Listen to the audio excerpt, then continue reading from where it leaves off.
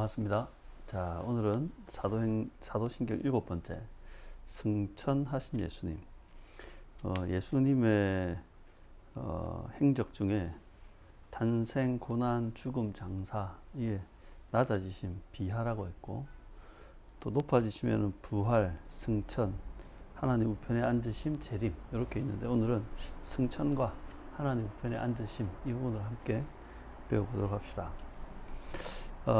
먼저 승천하신 예수님. 예수님은 부활하신 후에 40일 동안 제자들에게 보이셨고, 또 제자들에게 하나님 나라의 일을 가르치셨습니다. 사도행전 1장 3절에 그가 고난받으신 후에 또한 그들에게 확실한 많은 증거로 친히 살아계심을 나타내사 40일 동안 그들에게 보이시며 하나님 나라의 일을 말씀하시니라 라고 되어 있습니다. 그러니까 예수님께서 부활하자마자 승천하신 건 아니에요.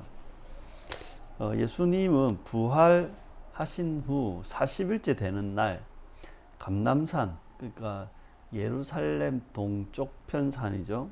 그 베다니라는 마을 부근에서 제자들이 보는 앞에서 하늘로 올라가셨고, 예수님 올라가실 때 구름이 가려서 보이지 않았다고 증언합니다. 사도행전 1장 9절입니다. 이 말씀을 마치시고 그들이 보는데 올려져 가시니 구름이 그를 가려 보이지 않게 하더라. 여기서 이 하늘이라는 것은요, 대기권, 우주 뭐 이런 게 아니라 하나님이 계신 곳. 사도 바울은 이걸 고린도서 12장에 세 번째 하늘이라는 표현을 썼어요.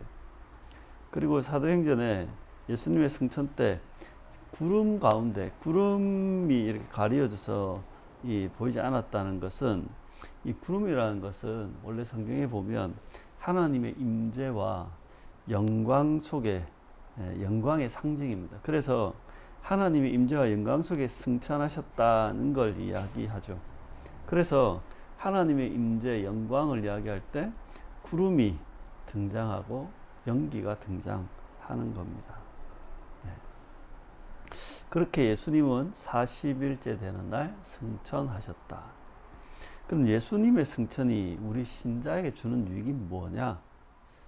예수님은 우리를 위해 하늘로 올라가신다고 합니다.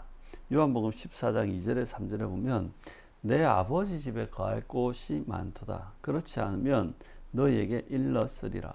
내가 너희를 위하여 거처를 예비하러 가노니 가서 너희를 위하여 거처를 예비하면 내가 다시 와서 너희를 내게로 영접하여 나 있는 곳에 너희도 있게 하리라. 예수님은 우리의 거처, 집, 안식처를 마련하시는 겁니다. 우리는 그 예수님이 마련한 안식처에서 하나님을 아버지로, 또한 예수님을 신랑으로 모시고 영생의 충만한 삶을 누리게 될 것입니다. 또한 예수님의 승천으로 인해, 예수님이 승천하셔야지 우리의 거처가 준비된다. 예수님의 승천으로 인해 두 번째는 우리에게 성령이 임하시고 그 성령이 우리에게 내주하게 됩니다.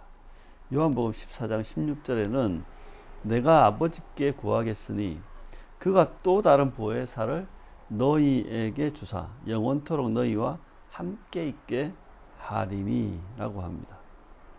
그러니까 예수님이 하늘로 올라가셔야지 성령님이 오시고 그 성령님이 우리 가운데 내주하셔서 우리와 영원토록 함께 있게 되는 겁니다.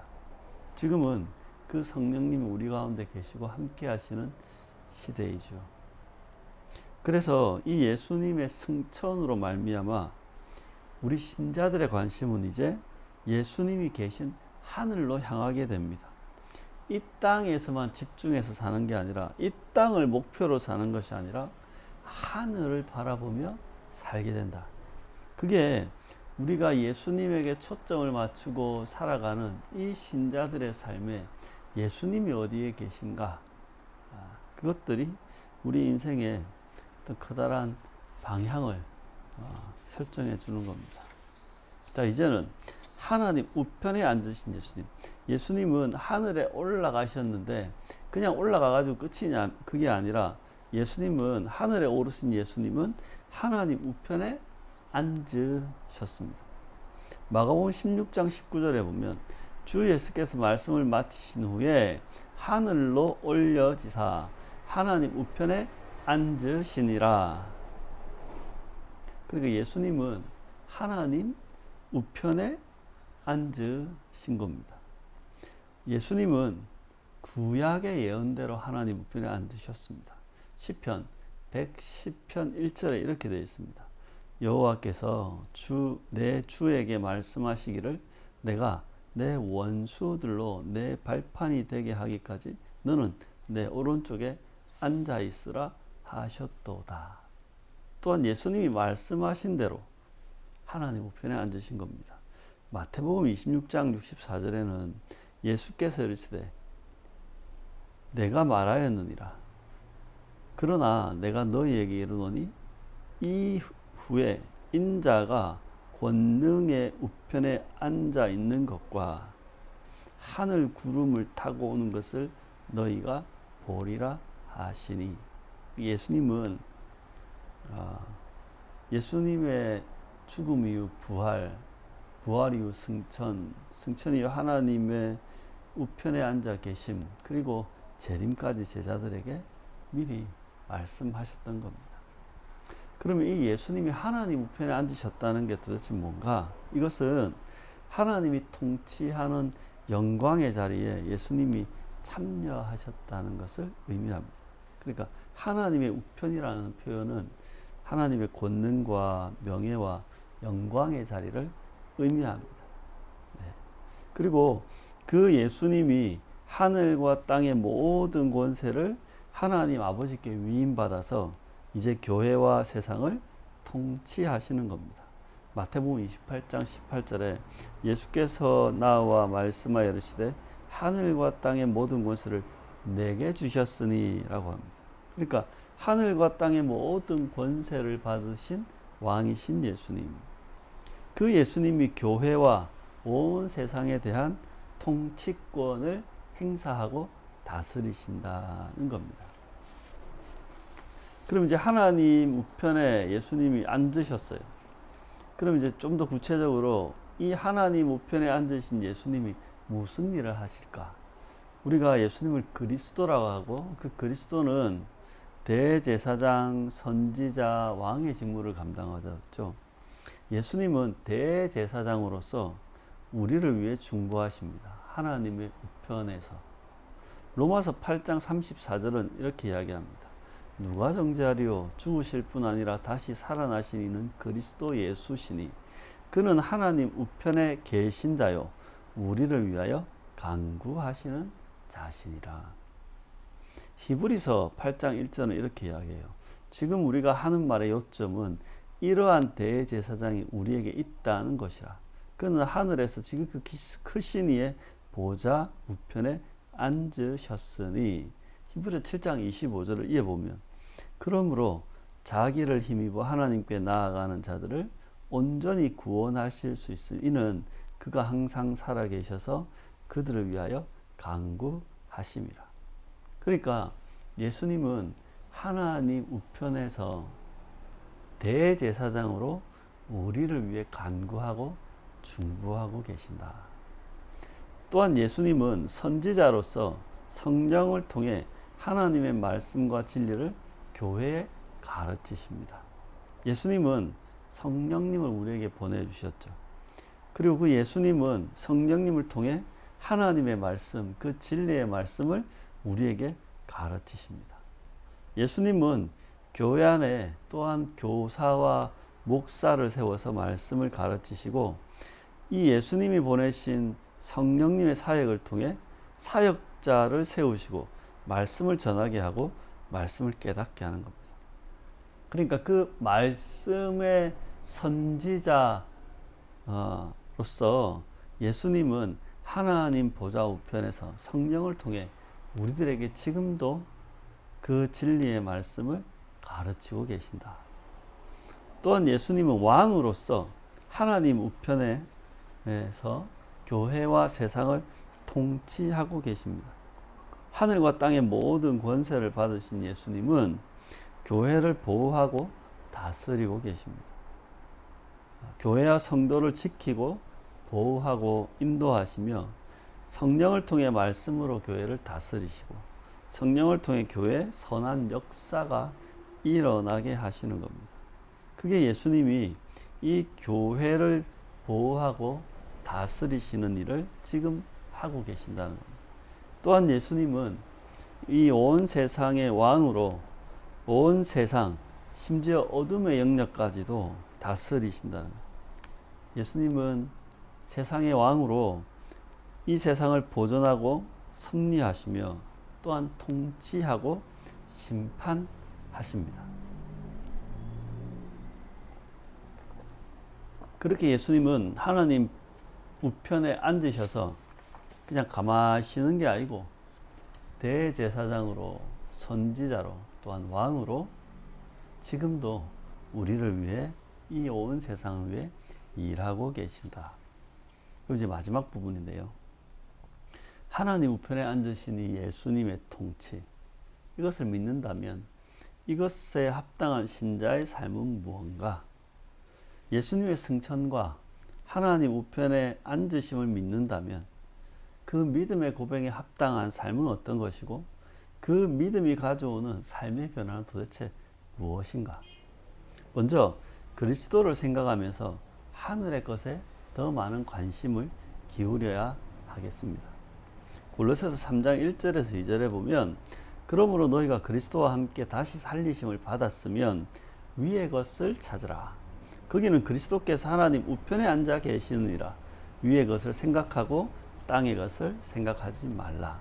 그러니까 위의 것, 즉 하늘의 삶을 생각하며 살아라는 거죠. 위의 것은 하늘의 것, 하나님 나라의 삶, 새 사람과 그 행위를 말한다면 땅의 것은 육체의 것, 이 세상의 삶, 옛사람과 그 행위를 말하는 것입니다. 그러니 하늘의 것을 생각하라는 것은 먼저 옛사람의 삶을 청산하고 거부하고 싸우는 겁니다. 골로새서 3장 5절은 이렇게 이야기합니다. 그러므로 땅에 있는 지체를 죽이라. 곧 음란과 부정과 사욕과 악한 정욕과 탐심이니 탐심은 우상 숭배니라. 에베소서 4장 12절은 너희는 유혹의 욕심을 따라 썩어져 가는 구습을 쫓는 옛사람을 벗어버리고 라고 말씀합니다. 그러니까 땅에 있는 지체를 죽이고 옛사람을 벗어버려야 한다. 다른 말로 하면 본성적인 욕망을 쫓아 살지 않아야 한다. 그 물욕, 쾌락욕, 소유욕, 과시욕, 지배욕을 쫓아서 살면 안 된다. 더 그게 이 땅의 지체가 살아가는 삶의 방식이죠. 또한 세상의 철학과 전통과 학문과 속임수에 사로잡히지 않도록 주의해야 한다. 이 세상의 가치, 철학, 주장, 논리, 신자는 항상 거기에 노출되어 있고 우리는 거기에 휘둘릴 수 있습니다. 그런데 하늘의 것을 바라볼 때 우리는 여기에 더 이상 휘둘리지 않게 되는 겁니다. 또한 죄를 거부하고 죄와 싸우는 겁니다. 이것이 땅에 있는 지체를 죽이고 옛사람을 버리는 겁니다. 그래서 죄와 욕망과 허물과 상처로 얼룩진 삶에서 이제는 벗어나야 하는 겁니다. 이것들은 우리의 삶을 파멸과 죽음의 상태로 만드는 것들입니다. 그러니 이제 더 이상 죄에서, 우리의 욕망에서, 우리의 허물과 상처에서 벗어나 새 사람으로 살아야 하는 겁니다. 그래서 에베소서 4장 23에서 24절에 보면 오직 성령으로 새롭게 되어 하나님을 따라 의와 진리와 거룩함으로 지으심을 받은 새 사람을 입으라고 말씀합니다. 우리는 의와 진리를 따르는 새 사람의 삶을 시작해야 하는 겁니다. 새로운 마음으로 하나님의 의와 진리를 따르는 그 삶을 이제 시작하는 겁니다. 왜냐하면 예수님이 부활하셨고 승천하셨고 하나님의 우편에서 이 땅을 다스리고 통치하기 때문입니다.